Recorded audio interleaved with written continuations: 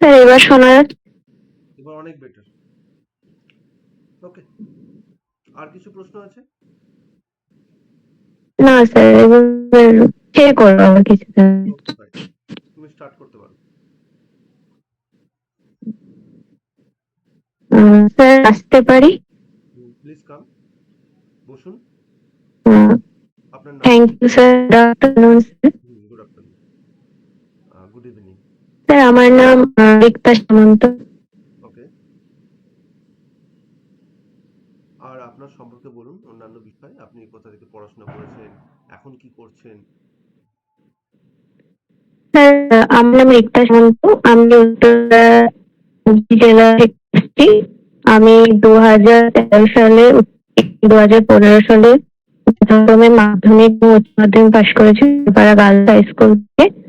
আমি 2018 উত্তরপ্রদেশ রাজা প্যারিমোহন কলেজ বিশ্ববিদ্যালয়ের আন্ডারে সেখান থেকে কেমিস্ট্রিতে অনার্স সহ অর্জন করি এবং তারপর থেকে আমি কম্পিটিটিভ এক্সামের প্রিপারেশন নিচ্ছি। আমার একজন অর্ডার সাপ্লায়ার এবং আমার মা একজন হোম।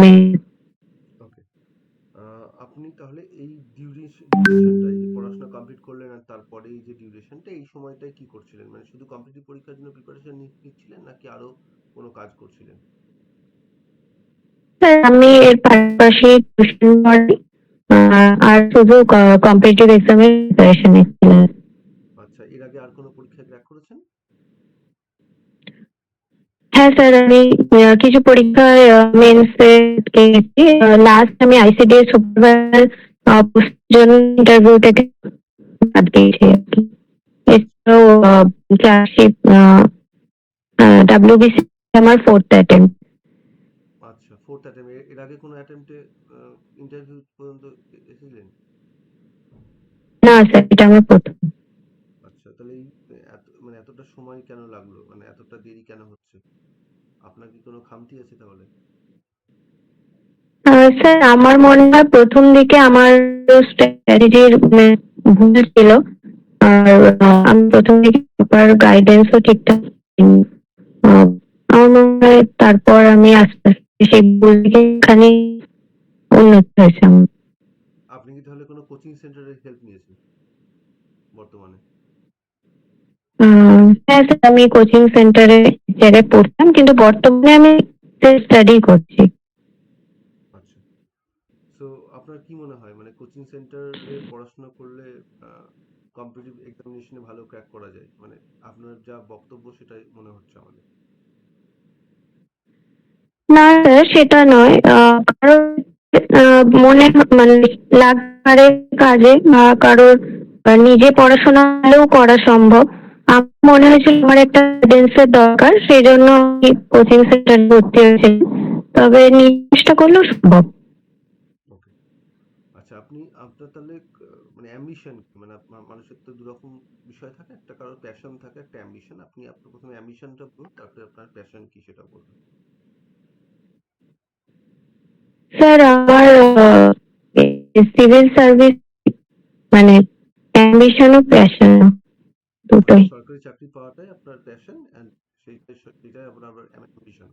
তাহলে কি রকম, মানে হ্যাঁ কোন হ্যাঁ সরকারি পোস্টটা, মানে আপনি তো অনেকগুলো ধরনের পরীক্ষা দিয়েছেন, তাহলে আপনার কোনটা হ্যাঁ স্যার।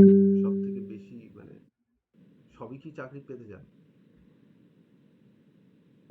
না স্যার, বর্তমানে তো একটা চাকরি দরকার, কিন্তু আমার ডাব্লিউবিসিএস এই গ্রুপে ইচ্ছে আছে। আচ্ছা, এই গ্রুপে তো আপনি কোয়ালিফাই করতে পারেননি, নাকি ইন্টারভিউ দিয়েছেন? না স্যার, আমার এখনো করেননি। অপশনালে একটু ঘাটতি ছিল। হ্যাঁ, আপনার অপশনাল কোন সাবজেক্ট রয়েছে? অ্যানথ্রোপোলজি ছিল। আপনার কেমিস্ট্রি বললেন, অনার্স কেমিস্ট্রি, তাই? হ্যাঁ হ্যাঁ স্যার। আপনার কেমিস্ট্রি সাবজেক্টের উপর নোবেল প্রাইজ প্রোভাইড করা হয়? হ্যাঁ স্যার, করা হয়। আচ্ছা, এইবার 2000 লাস্ট যে নোবেল প্রাইজ প্রোভাইড করা হয়েছে, তাতে কারা কারা নোবেল প্রাইজ পেয়েছে কেমিস্ট্রিতে? পেয়েছেন সুসুমু কিটাগাওয়া, রিচার্ড রবিনসন আর ওভার এটা মনে পড়ছে না। কোন কাজের জন্য তিনি পেয়েছেন, মানে তারা পেয়েছে? তারা মেটাল অর্গানিক যে পোর সিস্টেম, সেখানে আহ, মানে বাতাস থেকে গ্যাস ধরে রাখার এই সিস্টেম পেয়েছেন। তা এই ফিল্ডে মেটাল ফ্রেমওয়ার্ক অ্যাকচুয়ালি। এই ফিল্ডে এর আগে কেউ নোবেল পেয়েছে? কোন ফিল্ডে স্যার? এই যে ফিল্ডে তারা কাজ করেছেন, সেম ফিল্ডে এর আগে কি কেউ কোনো নোবেল পেয়েছেন এই ফিল্ডে কাজ করে? সরি স্যার, আমার জানা নেই এটা। ওকে। তো কেমিস্ট্রিতে নোবেল পেয়েছেন এখন দুজন মহিলার নাম বলতে পারবেন? স্যার একজন বলে দেবো, মেরি কোরি, আর আরেকজন মহিলা, কি বিষয়ের উপর কাজ করেছেন? উনি রেডিও অ্যাক্টিভিটি এলিমেন্ট মূলত যতদূর সম্ভব পোলোনিয়াম আবিষ্কারের জন্য পেয়েছিলেন। ওকে। ওকে, আরেকজনের নাম? সরি স্যার, এই মুহূর্তে মনে পড়ছে না। ওকে, নো ইস্যু। আচ্ছা, আপনি আপনার প্রেফারেন্স কি দিয়েছেন আপনার জব, মানে কোন পোস্টের জন্য আপনি প্রেফার করছেন কোন পোস্টটাকে? আমি first preference assistant commercial officer দিয়েছি। আচ্ছা, কেন? স্যার এখানে আমার মনে হয়েছে রাজ্য সরকারের রাজস্ব দপ্তরে আমি অ্যাডমিনিস্ট্রেটিভ স্কিল শেখার সুযোগ পাবো। তার পাশাপাশি আমি আমার অ্যানালিটিক্যাল দক্ষতা বাড়াতে পারবো, আহ, সেই জন্য। আপনি জব প্রোফাইল বলতে পারবেন এসিটিও পোস্টের?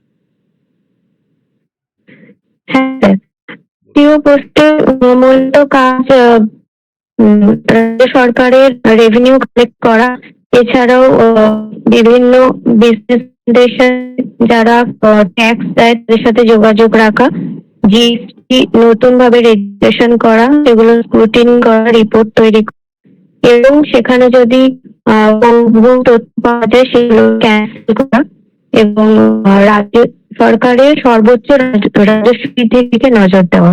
এছাড়াও প্রফেশনাল ট্যাক্সও কালেক্ট করেন এনারা।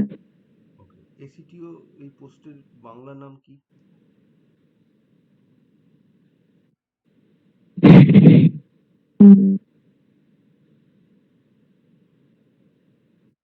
Sorry sir. Okay, no issue. আপনার জিএসটি সম্পর্কে আপনার নিশ্চয়ই আইডিয়া রয়েছে, যেহেতু আপনি পড়াশোনা করেছেন যে এসিটিও কি রোল রয়েছে বা আপনার প্রেফারেন্স এটা। জিএসটি সম্পর্কে একটু বলুন যে আমাদের সাম্প্রতিককালে জিএসটির কি কোনো পরিবর্তন হয়েছে? যদি হয়ে থাকে তাহলে সেটা কি পরিবর্তন হয়েছে? সম্প্রতি পরিবর্তন। জিএসটি স্ল্যাবের কোনো রকম পরিবর্তন হয়েছে কিনা, কোনো প্রোডাক্টের বাইরে রাখা হয়েছে কিনা, এই ধরনের কিছু পরিবর্তন লাস্ট এক বছরে কি হয়েছে? সরি স্যার, আমার জানা নেই এটা। তো জিএসটি কোন সংবিধান সংশোধনীর মাধ্যমে যুক্ত হয়েছে ভারতের সাংবিধানিক ভাবে?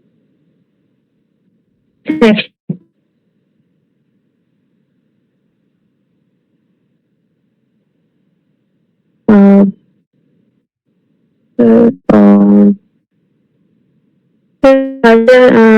আমি সঠিক বলতে পারছি না, তবে 2016। আচ্ছা, ওকে। জিএসটি কাউন্সিল একটি বডি রয়েছে, এই জিএসটি কাউন্সিলের সাংবিধানিক প্রভিশন কি আছে এবং এর কাজ কি? স্যার জিএসটি বিষয়ে এটা 279 নাম্বার আর্টিকেলে রয়েছে, এবং এটার চেয়ারম্যান হয়ে থাকেন ফিনান্স মিনিস্টার।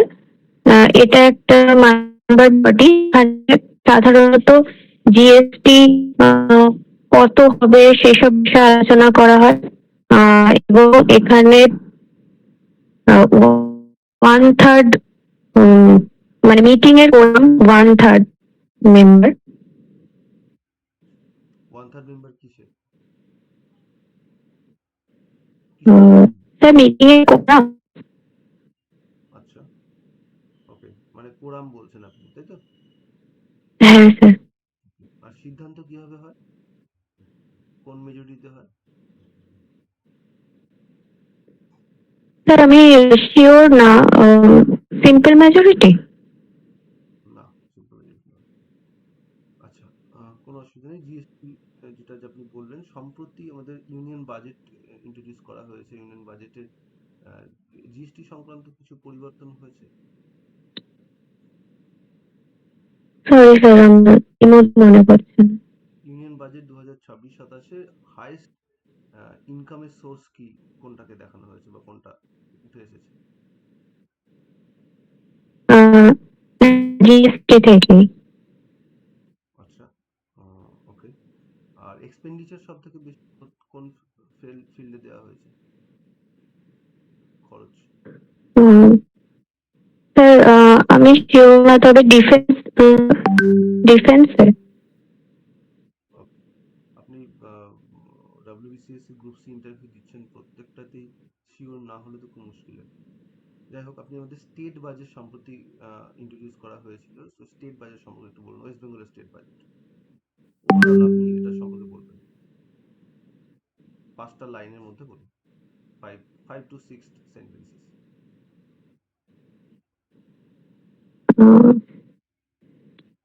সরি স্যার, আমি এটা ভালো করে জানা হয়নি। ওকে, নো ইস্যু। আচ্ছা, আপনার হবি কি আছে? স্যার অবসর সময় এমনি ডায়েরি লিখতে পছন্দ করি, আর এমনি পলিটিক্স এই ধরনের তথ্য সমৃদ্ধ মানে ভিডিও দেখতে পছন্দ করি। আচ্ছা, কি খান স্যারের ভিডিও নাকি, মানে কার স্যার ভিডিও? অনেক ফলো করি, বিশেষ করে স্টাডি কেউ দেখি। টিচারের ভিডিও আর কোনো এখন তো প্রচুর স্টাডি কেউ পডকাস্ট হয়, সেই পডকাস্টের মধ্যে এরকম কিছু, নাকি সব রকম? সব রকম দেখি, মেনলি আমি স্টাডি আইকিউটা দেখি। আচ্ছা, এই সাম্প্রতিককালে আমাদের ভারতবর্ষে আহ, আহ, ফ্রান্সের রাষ্ট্রপ্রধান এসেছিলেন, মনে আছে কি নাম? France, Emmanuel Macron. উনি আমাদের ভারতবর্ষের একজন ইনফ্লুয়েন্সার, তার কাছে তিনি ইন্টারভিউ দিয়েছিলেন। আপনার জানা আছে কি নাম? কোন ইনফ্লুয়েন্সারের কাছে তিনি ইন্টারভিউ দিয়েছেন? That is not a news channel or any kind of news channel. একজন পডকাস্ট একজন প্রোভাইড করে বা একজন ইনফ্লুয়েন্সার, তার কাছে তিনি কিন্তু ইন্টারভিউ দিয়েছেন, যার কাছে সাম্প্রতিককালে আরো বেশ কয়েকজন ব্যক্তি ইন্টারভিউ দিয়েছেন। জানা আছে? সরি, জানা নেই এটা। ওকে, আপনি আপনার তাহলে ডায়েরি লেখা আপনার পছন্দ তো। আর ডায়েরি উপর একটা খুব ভালো বই আছে, যেটা বেসিক্যালি হিটলারের কনসেন্ট্রেশন ক্যাম্পের উপর বেস করে লেখা, বিখ্যাত একটি বই। আপনি নাম বলতে পারেন বইটির? স্যার অ্যানি ফ্র্যাঙ্কের লেখা, ওই দ্বিতীয় বিশ্বযুদ্ধের সময়কালে, the diary of a young girl. Very good, একদম ঠিক বলেছেন। কত সালে ওটা পাবলিশড হয় জানা আছে? সরি স্যার, ওটা আমি ঠিক বলতে পারবো না। No issue. আপনি আমাদের পশ্চিমবঙ্গের আহ, আহ, কোন জেলায় বাস করেন, সেই জেলার ভূপ্রকৃতি সম্পর্কে এবং সেখানকার ইতিহাস সম্পর্কে একটু বলুন। আপনি হাওড়া জেলায় বসবাস করেন, রাইট? আহ, না স্যার, আমার হুগলি। হুগলি জেলায়। হুগলি জেলার সম্পর্কে আপনি একটু জিওগ্রাফি এবং হিস্ট্রি সম্পর্কে একটু বলুন আমাকে। জিওগ্রাফির মধ্যে আপনি ওখানকার নদী ভূপ্রকৃতি কিরকম আছে, ওখানকার জীবিকা নির্বাহের প্রধান দিকগুলো কি, কোনো শিল্প থাকলে তার সম্পর্কে বলবেন, এবং সেই সঙ্গে হিস্ট্রির মধ্যে যদি সেখানে কোনো ঐতিহাসিক ব্যক্তি থাকেন বা সেখানে ফ্রিডম ফাইটিং এর কোনো যদি ইতিহাস থাকে সেটা বলবেন। স্যার হুগলি জেলা হুগলি নদীর পশ্চিম তীরে অবস্থিত। এটা মূলত মিনি ইউরোপও বলা হয়ে থাকে, যেহেতু এখানে ইউরোপিয়ান সেটেলমেন্ট গড়ে উঠেছিল। ইউরোপের বিভিন্ন দেশের, যেমন হুগলিতে পর্তুগিজ, চুঁচুড়ায় ডাচ, চন্দননগরে ফ্রেঞ্চ এবং শ্রীরামপুরে ড্যানিশ। তো সেই জন্য এখানে সেই সময় থেকেই বিভিন্ন শিল্পায়ন গড়ে উঠেছিল, মূলত ইন্ডাস্ট্রিয়াল হাব ছিল এখানে। ঋষরা এখানে 1852 সালে প্রথম পাট কল স্থাপিত হয়। 1832 সালে শ্রীরামপুরে কাগজ কল স্থাপিত হয়। এখানে ফ্রিডম ফাইটার বলতে মূলত রাজা রামমোহন রায়ের জন্মস্থান হুগলি জেলাতেই। এছাড়াও রাসবিহারী বসুর জন্মস্থান। আহ, এই- এছাড়াও এখানে সবাই আপনার বন্ধু স্থানীয়? Sorry sir, no issue, you can continue, বলুন। এছাড়াও স্যার কামারপুকুরে শ্রী রামকৃষ্ণ পরমহংসদেবের জন্মস্থান। হুগলি জেলা মূলত কৃষি নির্ভর। আহ, এখানে মূল ফসলের মধ্যে ধান আছে। মূল বলতে গেলে আলু চাষ এখানে খুব বিখ্যাত, এবং এখানে অ্যালুভিয়াল সয়েল অনেক বেশি রয়েছে। তো এটা হুগলি নদী তীরবর্তী হওয়ার জন্য খুব উর্বর। আহ, এই ওকে, ওকে, ভালো বলেছেন।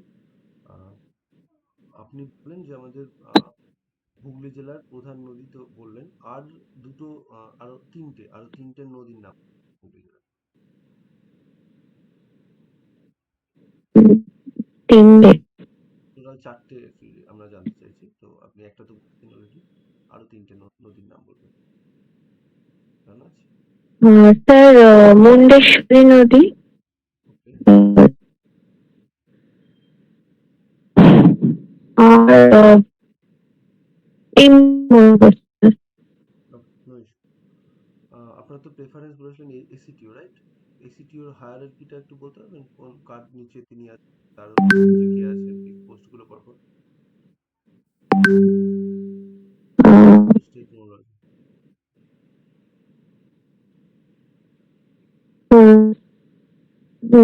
Sorry sir. এসিটিও কে কখনো ফিল্ড ফিল্ড ভিজিট করতে হয়? হ্যাঁ, প্রয়োজনে করতে হয়। কিরকম প্রয়োজন? আহ, যদি কেউ মানে ভুয়ো তথ্য দিয়ে জিএসটি রেজিস্ট্রেশন করায়, সেক্ষেত্রে তখন ফিল্ড ওয়ার্ক করে সেগুলো দেখতে হয়। সরেজমিনে গিয়ে দেখতে হয় যে সেটা রিয়েলি সেটা সেখানে হ্যাঁ। হয়েছে কিনা, বা সেই ব্যক্তিটা অ্যাকচুয়ালি কিনা, সেখানে সেই যে কারণে জিএসটি বের করেছে সেটার জন্যই সেটা ইউজ হচ্ছে কিনা। একদম ঠিক বলেছেন। হ্যাঁ। আচ্ছা, আপনার সাম্প্রতিক আমাদের ভারতবর্ষ, এবং শুধু ভারতবর্ষ নয়, পুরো আমাদের এশিয়ান বেল্টে বেশ কিছু জিও পলিটিক্যাল ক্রাইসিস দেখা দিয়েছে, যেটা আপনি বললেন যে জিও পলিটিক্যাল আপনি ভিডিওস অ্যান্ড নিউজ পছন্দ করেন জানতে। তো একটু আমাকে বলুন এটা সম্পর্কে আপনার কি ধারণা এই মুহূর্তে Bharat stand as well as overall Jio political যে ক্রাইসিসটা চলছে সেটা সম্পর্কে একটু বলুন। হ্যাঁ স্যার, সম্প্রতি ইরান, ইসরায়েল এবং আমেরিকার একটা যুদ্ধ পরিস্থিতি তৈরি হয়েছে, যেটা আস্তে আস্তে তৃতীয় বিশ্বযুদ্ধের দিকে যাচ্ছে।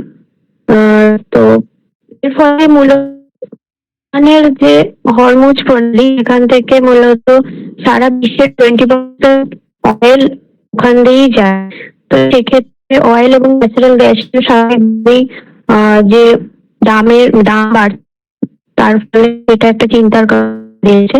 তো ইন্ডিয়ার মোট তেলে আহ, এখান থেকে মোটামুটি 40% মতো এই এই দেশগুলো থেকেই আসে, যেহেতু তাই ইন্ডিয়াও একটা তেলের দাম বৃদ্ধির ক্ষেত্রে একটা আশঙ্কা দেখা যাচ্ছে। সেই তবে ইন্ডিয়ার এখানে স্ট্যান্ড সবসময় ইন্ডিয়া এই মানে পন্থাতে চলে যে ইন্টারন্যাশনাল রিলেশনে কেউই পার্মানেন্ট শত্রু বা কেউই পার্মানেন্ট বন্ধু নয়। তো এক্ষেত্রে সব সময় নিউট্রাল চেষ্টা করে, এখনো ইন্ডিয়া নিউট্রালি আছে। কিন্তু ইন্ডিয়া সম্প্রতি বিকল্প ব্যবস্থা খোঁজার চেষ্টা করছে, যাতে তেলের নির্ভরশীলতা ওই মিডল ইস্ট কান্ট্রি গুলোর উপর থেকে কমিয়ে অন্য দিক থেকে আমদানি করা সহজ হয় ইন্ডিয়ার জন্য। পাকিস্তান আমাদের ভারতবর্ষের পার্মানেন্ট এনিমি নয়, রাইট? তার মানে ইন্ডিয়া কখনো কখনো ট্রাই করেছে পাকিস্তানের সঙ্গে নেগোশিয়েট করতে, রাইট? দুটো হ্যাঁ স্যার, অনেকবারই। দুটো এক্সাম্পল আমাকে বলুন যে পাকিস্তানের সঙ্গে ভারতবর্ষ নেগোশিয়েট করার চেষ্টা করেছে, বন্ধুত্ব করার চেষ্টা করেছে, এরকম দুটো এক্সাম্পল। যেমন মোরারজি দেশের সময়ে স্যার মোরারজি দেশাই আমাদের প্রাক্তন প্রধানমন্ত্রী, তিনি চেষ্টা করেছিলেন পাকিস্তানের সাথে ভালো সম্পর্ক করার, যে কারণে পাকিস্তান থেকে উনি হাইয়েস্ট সিভিলিয়ান অ্যাওয়ার্ড নিশানি পাকিস্তানও পেয়েছিলেন। তারপরে আবার আমাদের প্রধানমন্ত্রী মাননীয় অটল বিহারী বাজপেয়ীও চেষ্টা করেছিলেন পাকিস্তানের সাথে ভালো সম্পর্ক করার 1990 সালে, কিন্তু সেই বছর আবার কার্গিল যুদ্ধে হওয়ার জন্য আবার পাকিস্তানের সাথে সম্পর্ক তলা নিয়ে যায়। আচ্ছা, অটল বিহারী বাজপেয়ীর সময়টাকে আপনি বলছেন যে ওটাও আর একটা ভিত্তি, মানে বন্ধুত্ব ভালো করার একটা উদ্যোগ ছিল, রাইট? হ্যাঁ। ওকে, ঠিক আছে, আপনি আসতে পারেন। Thank you sir. আচ্ছা, অনেকগুলো জায়গায় সমস্যা। একটা হচ্ছে প্রথমত নড়ছিলে কেন কথা বলতে গিয়ে? ও, এতটা মুশকিলের সরি হবে স্যার। না, মানে এটা হয়তো নড়বে না, কিন্তু এখানে ওই হাতে ধরে আছেন অনেকবার, কিন্তু মানে স্টার্টিং থেকেই আমি তোমাকে ভিডিওটা দিয়ে দেবো, আমি রেকর্ড করেছি, তুমি নিজেই বুঝতে পারবে। তো সেটা একটু আচ্ছা ঠিক স্যার। করতে হবে, সেটা তুমি নিজেও আয়নার সামনে বসে নিজেকে একটু ঠিক করতে পারবে। আইসিডিএস এর ইন্টারভিউ দিয়েছো তো, আইসিডিএস ইন্টারভিউ দিয়েছো, আই থিঙ্ক পরীক্ষাও তোমার ভালোই হয়েছিল। আইসিডিএস ইন্টারভিউ তো হলো না কেন সেটা আমি জানি না, মানে কি প্রশ্ন স্যার করছিল? ইন্টারভিউ আমি 50-এ 35 পেয়েছিলাম, কিন্তু মেন্স এর নাম্বারটা একটু কম ছিল, দিয়ে টোটালে 7 নাম্বার মতো কম হয়েছিল। বলছে যাই হোক, মানে সেটা আইসিডিএস এর না পাঠাটা খুব বাজে ব্যাপার। মানে আইসিডিএস এ মানে আমার আমার মানে আমি তখন যে ইনস্টিটিউটে ছিলাম, প্রায় 50 জন মতো ক্র্যাক করেছিল, 35 জন মতো চাকরি পেয়ে গেছিল তখন, মানে হ্যাঁ স্যার, আসলে ওটা সেই 2020-তে হয়েছিল, তো তখন আমার মানে মেন্সটা। বেশ হ্যাঁ। যাক, ঠিক আছে। তো আমার মনে হয় ইন্টারভিউ ওই জায়গাটা একটুখানি ঠিক করতে হবে, যেটা নড়ছিলে। আর কিছু কিছু প্রশ্নের ক্ষেত্রে এতগুলো তুমি ইউনিয়ন বাজেট না পড়ে ইন্টারভিউ দিতে হবে, তোমার 10 তারিখে ইন্টারভিউ, মানে this is not a good sign. Sir তুমি বাজেটটা আমি দেখে নেবো, আজকেই দেখে নেবো। করনি। ওটা হচ্ছে যেটা আমি বলছিলাম না, যে একজন ইনফ্লুয়েন্সার রয়েছেন, হচ্ছে রাজ সামানির কাছ থেকে হ্যাঁ হ্যাঁ। হুম। রাজ সামানির কাছ থেকে হুম। নাম্বার অফ পিপল, মানে বিজয় মালিয়া দিয়েছে রিসেন্টলি, সুনিতা উইলিয়ামস দিয়েছে রিসেন্টলি, এরকম বেশ বাঘা বাঘা লোক আসলে দিয়েছে। আমি মুখটা চিনি স্যার, কিন্তু নামটা আমি রেকগনাইজ এবার করতে তুমি তো পারছি না। যেটা বলবে নামগুলো ইচ্ছা মতো শুধু নাম বলে দিলে হবে না, তোমাকে একটু নামের আগে কিছু বিশেষণ দিতে হবে। হুম। অ্যাটলিস্ট স্যার বলো, মানে হ্যাঁ স্যার, এটা শ্রী ভুল বলো, হয়ে গেছে। শ্রী বলো, তাহলে কোনো ব্যাপার নেই। মহিলা মাননীয় মাননীয় বলতে হবে না, শ্রী বলো, সবার ক্ষেত্রে হুম। শ্রী ইউজ করো। শ্রী।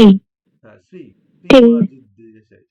তো ওটা মানে হুম হুম। তুমি বলবে কোনো ব্যক্তির নাম বললে, তুমি নও, তোমার পরিবারের কেউ নয়, বা ইনফ্যাক্ট পরিবারের কেউ কেন, মা বাবার ক্ষেত্রেও তুমি সি ইউজ করতে পারো। মানে এটা মানে এটা আচ্ছা আচ্ছা। কার্সি একটা, মানে এটা বেসিক কার্সি।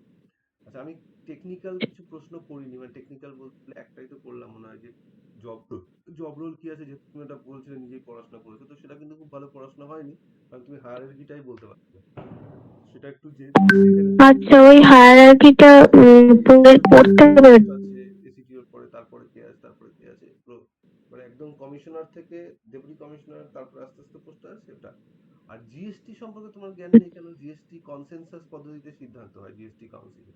জিএসটি সম্পর্কে প্রপার আইডিয়া নেই। রিসেন্টলি জিএসটি ক্ষেত্রে অনেকগুলো বিষয়ের উপর থেকে জিএসটি তুলে নেওয়া হয়েছে, বিশেষ করে বেশ কিছু মেডিসিনের উপর থেকে, যেটা বহুদিন ধরে জিএসটি আছে সেটা রিমুভ করে দেওয়া হয়েছে। তো সেটা তো একটা ভাইটাল জিনিস, মানে তুমি সিটিওর কাজ করে বলছো জিএসটি সংক্রান্ত কাজ, এদিকে তুমি জানা নেই সাম্প্রতিক জিএসটি কি পরিবর্তন হয়েছে, this is not good sign. তো এটা মানে খুঁটিয়ে জিজ্ঞেস করবে। আমি যেভাবে জিজ্ঞেস করলাম, আমি অনেক ভদ্রভাবে জিজ্ঞেস করলাম, ওরা আরো রুডলি জিজ্ঞেস করবে। মানে ধরে নাও তাই, মানে আমি বলছি না, ভয় পাচ্ছি না কিন্তু, মানে ধরো তোমাকে খুঁটিয়ে জিজ্ঞেস করলাম, আমি তো খুব খুঁটিয়ে পড়তাম, যেমন কেমিস্ট্রি আমার জ্ঞান নেই, আমি যেহেতু কেমিস্ট্রি সেইভাবে পড়িনি, হুম হুম। কিন্তু আমার যেটুকু আমার নলেজ আছে আমি সেটা দিয়ে তোমাকে প্রশ্ন করলাম। ওখানে যদি কেমিস্ট্রি কেউ লোক থাকে, সে তো আরো খুঁটিয়ে জিজ্ঞেস করবে, তোমার কেন জানা নেই প্রপারলি, যে এর উপরে এর আগে কেউ কাজ করেছে কিনা, সেটা তোমাকে একটু চেক করে নিতে হবে। ঠিক আচ্ছা আছে, আচ্ছা তো আচ্ছা। এগুলো একটু দেখে নেবে। আর তোমার যেহেতু এটা গ্রুপের ইন্টারভিউ নয়, ফলে অপশনাল সাবজেক্ট থেকে তো প্রশ্ন করার প্রশ্ন নেই, কিন্তু তোমার নিজের সাবজেক্ট থেকে অনেক কোশ্চেন করতে পারে। এরকম হয়েছে যে ইন্টারভিউ স্টার্ট হয়েছে, তারপরে প্রথম থেকে শেষ অবধি সাবজেক্টের উপর প্রশ্ন করে গেছে, যে কেমিস্ট্রির উপর সাম্প্রতিক কি কাজ হচ্ছে, কেমিস্ট্রিতে এইবার কে কে নোবেল পেতে পারে, কারা কারা কি নিয়ে কাজ করছে একটু বলুন। মানে যেহেতু তোমার মানে একটা সাবজেক্ট কেউ পড়া, মানে ওরা জানবে যে এটা সম্পর্কে খুব ওয়েললি তার জানা আছে। আর ওই যে জিও পলিটিক্যাল হুম। নিউজ বলছো দিয়ে তুমি কিন্তু জিও পলিটিক্যাল যে বিষয়টা তুললে ওটা বললে আমরা ঘন্টাখানেক সঙ্গে সুমন দেখলে যে জ্ঞানটা আমার হবে, তোমার জিও পলিটিক্যাল নিউজের পর থেকে যে ফিডব্যাকটা আমি পেলাম সেটা তাই মনে হলো না। মানে সেটা কোনো অ্যানালিটিক্যাল স্যার ওয়ে। আমি তো ওটা বড় করবো ওটা কি বলে, মানে পুরো ঘটনাটা বলা উচিত ছিল। আমার মনে হয় ওটাকে তুমি মানে তোমার ওটা হবেই এটা তুমি বলোই না। মানে ওটা বলা মানে আচ্ছা ওখানে আচ্ছা। জিওপলিটিক্যাল নিয়ে সবাই পড়াশোনা করে দিচ্ছে এবং ওরা তো দেখে মানে প্রশ্ন করা আছে গুচ্ছে সেগুলো তোমাকে এক একটা করতে থাকবে। তো তুমি ওখানে কি করছো আচ্ছা। তুমি নিজেই বলে দিচ্ছ যে হ্যাঁ এখান থেকে আপনি প্রশ্ন করুন। তুমি ওটাকে একটা প্রিসাইজ করে দাও না। আচ্ছা। বা এরকম করতে পারে হুম। যে এই যে আপনি তো ডায়েরি লেখেন ওটা খুব ভালো। কারণ ওখানে তোমার ডায়েরি থেকে তো ওনারা প্রশ্ন করার কোনো জায়গা নেই, হয়তো বলতে পারে এরকম কোনো বইয়ের নাম বা ডায়েরি লিখে হ্যাঁ, টেক্সট লাইন বই বললে। আমি আইসিডি ডায়েরিটা বলেছিলাম, তখন আমাকে জিজ্ঞাসা করেছিলেন ডায়েরিটার উৎপত্তি কোথায়, আর ডায়েরি হ্যাঁ কি কত রকমের ডায়েরি হয় এইটা আমাকে জিজ্ঞেস করেছে। করতেই পারে বা ডায়েরির ভেরিয়েশন। তুমি আরেকটা যেটা তোমাকে হিস্ট্রিতে আমি প্রশ্নটা করলাম না, সেটা হচ্ছে যে ওই তোমাদের এরিয়াতে তো বিভিন্ন রকম চার্চ আছে, মানে ড্যানিশ চার্চ তোমার জেলাতে, তোমার জেলাতে প্যারেল চার্চ। করতে পারে যে what is difference between various church বা দুটো কিছু বলে দিল, বা ক্যাথিড্রাল আর চার্চের মধ্যে ফারাক, একটু বেসিক কোশ্চেন করবে তোমাকে। তো ওইগুলো একটুখানি দেখে নেবে। আচ্ছা।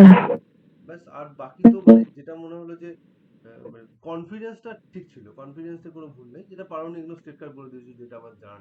তো এটা ভালো, কিন্তু অনেকগুলো না বলে দিলে আবার সেটা খারাপ হয় আর কি। মানে না বলাটা হুম। ইজ গুড, মানে তুমি পারছো না বলে দেওয়া গুড, কিন্তু সেই পারছো না বলার মধ্যে যদি একটু পজিটিভনেস থাকে সেটা খুব ভালো হয়। মানে এটা আমার জানা নেই, তার থেকে বলা বেটার এটা আমার এই মুহূর্তে মনে পড়ছে। এবং আচ্ছা।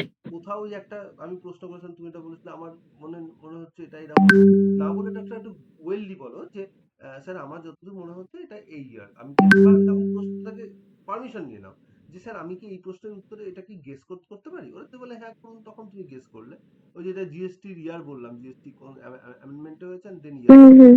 তুমি গেস করলে তো ঠিক আছে। ওইভাবে তুমি গেস করলে তুমি পারমিশন নিয়ে নেবে, ওটা ঠিকই বলেছিলে 2016 সালে হয়েছে, বাট সেটা একটু নিয়ে বললে আর কি, দরকার নেই না মোর। আচ্ছা। অনেকগুলো গ্রুপ সি সিট আছে তো সেটা একটু ভালো করে বললে আমার মনে হয় হয়ে যাবে, তো সেই জন্য একটুখানি বেটার করে, কারণ খুব বেশি মেয়েরা ক্র্যাক করে না, ফলে ওদের কাছেও একটা এরকম থাকে যে কিছু মেয়ে অফিসার গ্রুপ সি হোক, কিন্তু সেটা হতে গেলে ওদেরকে তো একটু বাজিয়েও নেবে, ফলে সেটার জন্য তোমাকে আরো একটু পড়াশোনা করতে হবে, বিশেষ করে বাজেটটা ভালো করে পড়াশোনা করো, বাজেটটা অ্যানালিটিক্যাল ওয়েতে আচ্ছা। পড়াশোনা করো, শুধু ওই নিউজ পেপার দেখে বা ওই ভিডিও দেখে নয়, মানে দেখো মানে পুরো ভেতরে কি আছে, কি কি চেঞ্জেস হয়েছে। তুমি ডিফেন্স বললে সম্ভবত আমার হুম। যতদূর জানা আছে ইনফ্রাস্ট্রাকচারে সব থেকে বেশি এক্সপেন্ডিচার হয়েছে। আর তুমি সম্ভবত বললে যে ইনকাম হয়েছে জিএসটি থেকে, সম্ভবত এর আগের বছর পর্যন্ত কর্পোরেশন ট্যাক্স থেকে সব থেকে বেশি ইনকাম হয়েছিল, এই বছর এক্সেপশন যেখানে ইনকাম ট্যাক্স থেকে সব থেকে বেশি ইনকাম হয়েছে, এগুলো দেখে নিও কারণ ইনকামটা ইনকাম আমার ট্যাক্স থেকে। মনে হচ্ছে অনেক আমার মাথা ব্ল্যাঙ্ক হয়েছে সেই মোমেন্টে যে ঘুরতে যাচ্ছি। ওটা একটু দেখে নিও, মানে আমি জিএসটি মানে মানে এগুলো মানে হুম। তোমাকে পয়েন্ট দিয়েও জিজ্ঞেস করতে পারে না যে কত জিএসটি চেঞ্জেস হয়েছে বা এর আগের বছর কত ইনকাম হয়েছিল এবার কত হয়েছে, এরকম প্রশ্ন করতে পারে। তো তুমি ডেটাগুলো দেখে নেবে তার সঙ্গে। আর ওয়েস্ট বেঙ্গলের ক্ষেত্রে তুমি কিছুই বলতে পারলে না, না বলে কিন্তু বলতে পারতে যে ওয়েস্ট বেঙ্গল স্যার সম্প্রতি ইন্টারিম বাজেট হয়েছে কারণ আমাদের সামনে নির্বাচন আছে। তো ইন্টারিম এবার জিজ্ঞেস করে ইন্টারিম বাজেট মানে কি, তুমি তখন বলবে যে যখন গভর্নমেন্ট ফর্মেশন করার একটা কন্ডিশন থাকে হুম। তখন সেই বছরে ইন্টারিম বাজেট হয় এবং এটা আবার যখন সরকার গঠন হবে সেখানেও আবার তারা একটা নতুন বাজেট ইন্ট্রোডিউস করে। এটা শর্ট টার্মের বাজেট হুম। আমরা বলতে পারি। তো এইটুকু বলতে পারতে তো, তাহলে তো ব্যাপারটা এটা তো কোনো ডেটাও বলতে হতো না, কিছুই বলতে হতো না। এটুকু বললে ওরা অ্যাটলিস্ট মানে ও উত্তরে আচ্ছা। তোমার তুমি ব্ল্যাঙ্ক নাও, ওই উত্তরে ব্ল্যাঙ্ক হয়ে গেলে ওখানে ব্ল্যাঙ্ক করার করে কোনো সুযোগ দেবে না যে তুমি ভাবলাম ওটা দিয়ে বলতে হবে ভাবলাম। হ্যাঁ আমি তো ডেটাই বলতে বলেছি, কিন্তু তুমি এটা দিয়ে স্টার্ট করতে না, ওরা অনেক সময় কি হয় তুমি কনফিডেন্সে যখন প্রশ্ন উত্তর দাও তখন ওরা স্টপ হয়ে যায়। ঠিক ঠিক আছে বলতে পারবে, ছেড়ে দে পরেরটা চল। এবারই হয়েছে সৌভিকের ক্ষেত্রে যে ডাব্লিউবিসিএস এর গ্রুপে র্যাঙ্ক 1 হয়েছে, ওর ক্ষেত্রে এরকম হয়েছে, ওকে যেই জিজ্ঞেস করেছে যে আচ্ছা 5 রকমের রিটটা একটু বলুন তো, 5 টাইপস অফ রিটস। তো এটা যে জিজ্ঞেস করেছে পাশ থেকে চেয়ারম্যান ম্যাম বলেছে আচ্ছা ও বলতে পেরে যাবে, বুঝতে পারছো না, ওগুলো সব তৈরি করা আছে, ছেড়ে দাও। একদম ও কিন্তু বলতে পারতো না। ও বলছে আমাকে আমি ব্ল্যাঙ্ক হয়ে গেছিলাম। আমাকে 5 টাইপস অফ রিডস এর মিনিং বলতে বললাম না রিডস এর নাম মনে আছে আমার স্যার। কিন্তু আমি পুরো ভুলে গেছিলাম কোনটা হেভিয়াস কর্পাস এর মিনিং কি আমি ঘাঁটতাম। কিন্তু আমাকে ওই যে আরেকজন বলে দিলে বলতে পারবে মানে ও এতটাই কনফিডেন্ট ছিল যে ওকে আর ওই প্রশ্নের উত্তরটা জিজ্ঞেস করেনি। ওর অ্যাপ্রোচ দেখে ওরা বুঝতে পেরেছে যে কনফিডেন্ট। তো অনেক ক্ষেত্রে এটা হয় যে তুমি স্টার্টিংটা যে করলে ইন্টারিম বাজেট বলে এই যে স্টার্ট করলে না তো তার মানে ওরা নিজেরাই বুঝে যাচ্ছে কনফিডেন্ট চলো স্কিপ পরেরটাই যাই। তো এরকম দেখাতে হবে। আচ্ছা। তার মানে খুব বেশি আবার মানে ওভার স্মার্ট হওয়ার প্রয়োজন নেই। You have to smart level পর্যন্ত। আর যা উত্তর যেটা জানো আমার মনে হয় যত আমরা পড়াশোনা করব তত কি আমি তত বেশি কনফিডেন্ট। আমার যত কম জানা থাকবে তত আমি ঘাবড়ে যাব। তত আমার চোখে মুখে তার এক্সপ্রেশনটা ফুটে উঠবে। এই জন্য সবসময় বলা হয় যে প্রচুর পড়াশোনা করো। প্রচুর পড়াশোনা করা থাকলে কি হবে? তার অ্যাটলিস্ট নলেজটা থাকলে তার নিজের মধ্যে কনফিডেন্ট হবে যে আমাকে যা প্রশ্ন করবে আমি উত্তর দেবো। তোমার যে বাজেট পড়া নেই তার মানে তুমি এমনি কনফিডেন্স মানে কম হয়ে যাবে তোমার ভয় থাকবে যে এই রে বাজেট থেকে কোশ্চেন করলে আমি বলতে পারবো না এই প্রেশারেই তো তোমার মুখে চোখে তো তার প্রভাব পড়ে যাবে একজন তো বসেই থাকবে ওখানে অবজারভার দেখার জন্য যে তোমার চোখে মুখে কি এক্সপ্রেশন দিচ্ছে তো সেই জন্য সেটা একটুখানি হুম। করতে হবে। যত পড়া থাকবে তো তত সুবিধা শুধু মানে বাজেটটা দেখবো আর কি দেখবো ওই হায়ারার্কি। হায়ারার্কিটা দেখবে বাইরেটা দেখবে কনস্টিটিউশনাল কিছু কেসেস বিকালে হয়েছে কিনা আমি রেগুলার যেগুলো নিউজ টিউজ গুলো দিই সেগুলো নিশ্চয়ই দেখো ওইগুলো একটু দেখো তাহলেই হবে মানে রেগুলার নিউজ পেপার দেখো তো লাস্ট 3 মাস হ্যাঁ এখন 4 মাসের নিউজ দেখছি, পেপার হ্যাঁ। ভালো করে পড়ো নোবেলের উপর জিনিসগুলো তোমার সাবজেক্টটা একটু ভালো করে পড়ে নাও ফুটিয়ে মানে আমার যদি কোনো হুম হুম হুম। প্রফেসর তোমার সঙ্গে চেনা থাকে কোনো প্রফেসরের তাহলে মানে কোনো টিচার বা এরকম কেমিস্ট্রি তোমাকে গাইড করে তো তার কাছ থেকে জেনে নাও যে স্যার কেমিস্ট্রি থেকে কি ধরনের প্রশ্ন দেয় একটু কয়েকটা দিয়ে দিন কারণ কেমিস্ট্রি সম্পর্কে আমার খুব একটা আইডিয়া নেই আমি যেগুলো করলাম যেগুলো হুম জেনারেল করে আর কি মানে প্রত্যেক বছরই করে যদি ফিজিক্সের কেমিস্ট্রি কেউ যায় বা হয়তো পলিটিক্যাল সায়েন্স কারোর সাবজেক্ট রয়েছে তাকে তখন জিজ্ঞেস করে যে আচ্ছা পলিটিক্যাল সায়েন্সের উপর কি নোবেল দেওয়া হয় তখন না বলে তখন বলে আচ্ছা তাহলে পলিটিক্যাল সায়েন্সের উপর পলিটিক্যাল সায়েন্সের নোবেল বলে এরকম যেমন ইঞ্জিনিয়ারিং এর উপর নোবেল বলা হয় এলিজাবেথ অ্যাওয়ার্ডটাকে বলা হয় তো সেরকম পলিটিক্যাল হুম। সায়েন্সের উপরও হয় তো এরকম তখন জিজ্ঞেস করে বা আচ্ছা। তো সেই রকম জিজ্ঞেস করতে পারে বা সেই ক্ষেত্রে কেমিস্ট্রি এরকম যদি কিছু থাকে সেটা একটু চেক করো তুমি এমনি বেসিক নলেজও নিয়ে যেতে পারো যে কেমিস্ট্রি কি কি রিসেন্ট কি কি চেঞ্জেস হয়েছে বা আমরা এখন তো কেমিস্ট্রি ইউজ তো আর কন্ট্রোল নেই বায়োকেমিস্ট্রি হ্যান ত্যান প্রচুর তার উইংস আছে তো সেই উইংস গুলো কি কি হয় ওটা একটু চেক করে নাও বা ডায়েরি নিয়ে তুমি যখন বলবে তখন তো ডায়েরি তোমাকে তো ভেরিয়েশন জিজ্ঞেস করেছে বলছো অলরেডি ফলে ওই ধরনের প্রশ্নও করতে পারো ঠিক আছে হুম হুম হুম। আর ঠিক আছে। জিওপলিটিক্সটা বলো না ওটা ডায়েরিটা বলো ইজ এনাফ আই থিঙ্ক মানে আর বলতে হবে না মানে যত ওদেরকে ঠিক আছে স্যার, জিওপলিটিক্যাল ওটাই নিউজ বলতে তাহলে। জিওপলিটিক্যাল নিউজ দেখাবে হ্যাঁ। ওদের মধ্যে রেখে দাও ওটা আর বলো না ওখান থেকে প্রচুর প্রশ্ন হয়ে যাবে এমনি প্রশ্ন করতে পারে ওটা একটু প্রিসাইজ করবে মানে তোমার ফোকাসটা হয়ে গেল একদম হরমুজ দিয়ে স্টার্ট হয়ে গেল তো মানে একটা তো আর কথা আমি বলবে বুঝতে পারি না, যখন একটা ব্রড টপিক জিজ্ঞাসা করবে আমি থামবো কোথায় বা কোথায় বলতে হবে। করছো ওরা 2 মিনিট পরে মানে যদি দেখা যায় দুটো তিনটে সেন্টেন্স বলে তুমি ঠিকঠাক বলছো ওরা স্টপ করে দেবে ঠিক আছে আর যদি কোনো সময় লিখতেও দেয় এটা হয়েছিল অর্পিতা চক্র অর্পিতা চৌধুরী যে এখন হচ্ছে তোমার বোলপুরে হ্যাঁ আমি চিনি, ওইটা দেখেছি।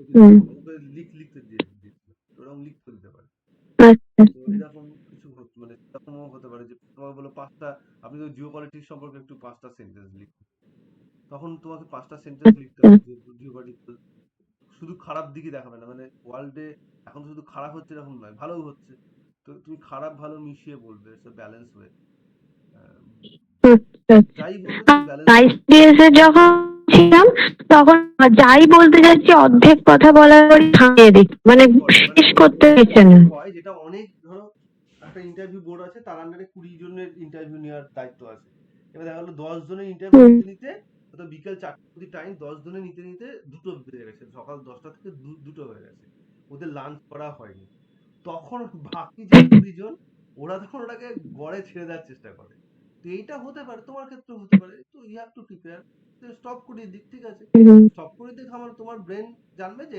আচ্ছা এটা স্টপ হয়ে গেল মানে এখন কি হয় ব্রেনের মধ্যে একটা কাজ করে আমি কি ভুল বললাম তাই স্টপ করে দিলে এরকম একটা হয় তো তুমি যদি হুম। কনফিডেন্ট থাকো তুমি ঠিক তাই তোমার তো কোনো কনফিউশন কোনো গল্প নেই স্টপ করে দিলে ফাইন স্টপ পরেরটা জিজ্ঞেস করবে সেটার উত্তর দেবে তুমি তো এতে কোনো এটাই আচ্ছা। ভাবলে মানে সেটাই সেভাবেও তুমি তৈরি থাকতে পারো যে তোমাকে এরকম স্টপ করবে পুনরায় যদি স্টপ করে দেয় তাহলে কোনো হুম। চাপের বিষয় নেই স্টপ করে দিতেই পারে তো তুমি যখন ভুল আচ্ছা। বলবে তখন ওরা বরঞ্চ আরো জানতে হবে আর কি কি ভুল বলছে একটু শুনবে নি। বরং ঠিক বলতে গেলে আচ্ছা এটা হুম, ঠিক বলেই ফেলছে স্টপ করবে। যেমন তোমাকে আমি আজকেও হলো তো হুম, তুমি যখন ভুল বলছিলে সেগুলো আমি বলে দিতাম ঠিক আছে চলো আহ, আর কি বলছে দেখি আর কি কি ভুল ভ্রান্তি বলছে যেগুলো ভালো বলছিলেন হুম, ঠিক আছে চলো নেক্সটটা বলো।